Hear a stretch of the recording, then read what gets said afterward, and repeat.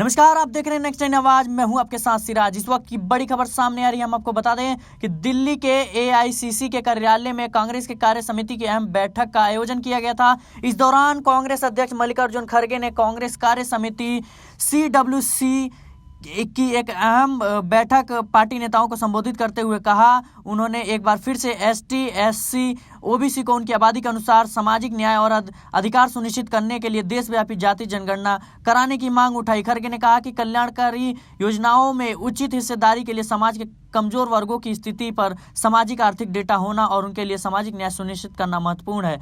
कांग्रेस अध्यक्ष ने यह भी कहा कि अगर पार्टी 2024 में इलेक्शन जीतती है, लोकसभा चुनाव जीतती है, तो महिला आरक्षण लागू करेगी। पार्टी से सरकार की विफलताओं को उजागर करने के प्रयासों में तेजी लाने को कहते हुए उन्होंने कहा कि सत्ता और भाजपा के झूठे प्रचार का तुरंत मुकाबला करना चाहिए, क्योंकि चुनाव नजदीक आने पर ऐसे झूठे वादे बढ़ जाएंगे। उन्होंने जोर देकर कहा कि मणिपुर में प्रधानमंत्री की अनुपस्थिति चुनाव वाले राज्यों में उनकी लगातार यात्राओं के बिल्कुल विपरीत है। कांग्रेस पार्टी पर झूठ और झूठ से भरे उनके आधारहीन हमले आने वाले दिनों में बढ़ जाएंगे। यह जरूरी है कि हम इन झूठों का मुकाबला अपने बयानों के जरिए करें। खड़गे ने राजस्थान, छत्तीसगढ़, एमपी, तेलंगाना, मिजोरम में विधानसभा चुनावों के लिए एक प्रभावशाली रणनीति की आवश्यकता को रेखांकित किया।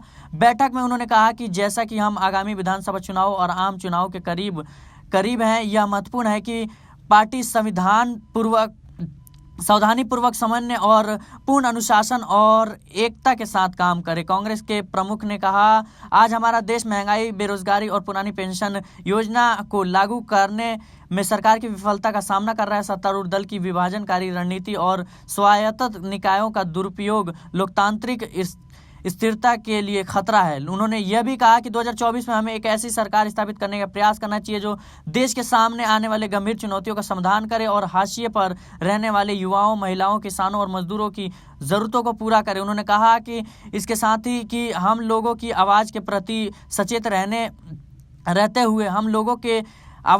सचेत रहते हुए बेरोजगारी, महंगाई जैसे गंभीर मुद्दों को समाधान करना चाहिए। खड़गे ने कहा, हमें कांग्रेस के नेतृत्व वाली राज्य सरकारों और पिछली कांग्रेस सरकारों को अनुकरणीय कार्यों का प्रचार करना चाहिए। इन उपलब्धियों को उजागर करके हम जनता के बीच विश्वास पैदा कर सकते हैं और एक उज्जवल भविष्य को प्रेरित कर सकते हैं। खड़गे ने कहा कि हिमाचल, कर्नाटक के निर्णायक जीत के बाद कार्यकर्ताओं में नया उत्साह है और जिन 5 राज्यों में चुनाव होने हैं, उन्हें जीतने के लिए अपनी पूरी ताकत लगाने की जरूरत है। जी हाँ, इस वक्त बड़ी खबर सामने आ रही है। हम आपको बता दें कि कांग्रेस लगातार जातिगत जनगणना पे जोर दे रही है, महिलाओं पे जोर दे रही है, विशेषकर जो है प्रधानमंत्री की जो अनुपस्थिति रही मणिपुर में, उस पे जोर दे रही है। और आपको बता दें कि महंगाई, बेरोजगारी और जो है गरीबी पे जोर देकर जमीनी हकीकत से जुड़ के, गरीबों से जुड़ के, युवाओं से जुड़ के, महिलाओं से जुड़ के जो है विधानसभा और लोकसभा चुनाव की तैयारियां कर रही है और कार्यकर्ताओं को पूरी तरीके से उनको एक चेतावनी के रूप में कहा गया है, उनको एक सलाह दी गई है कि पूरा जोर जो है अपनी कमर कस लेनी है और कुछ भी ऐसी गलत बयानबाजी या गलत जो है हरकत नहीं करनी है जिससे सवाल उठे कांग्रेस पार्टी पे। और हम देख सकते हैं कि इजराइल फिलिस्तीन मामले में भी कांग्रेस जो है एक संतुलित नजर आ रही है। फिलहाल जो है इसका क्या असर होगा आने वाले चुनाव पे और किस तरह से कांग्रेस पार्टी अपनी मजबूती जो है वो वापस ला पाती है और कायम कर पाती है, विशेषकर राजस्थान और छत्तीसगढ़ में। मध्य प्रदेश में भी काफ़ी जो है आशंका है कि हाँ, कांग्रेस की जीत हो सकती है, लेकिन इसके लिए बहुत ही संघर्ष करना होगा और बहुत ही मेहनत की ज़रूरत है कांग्रेस को।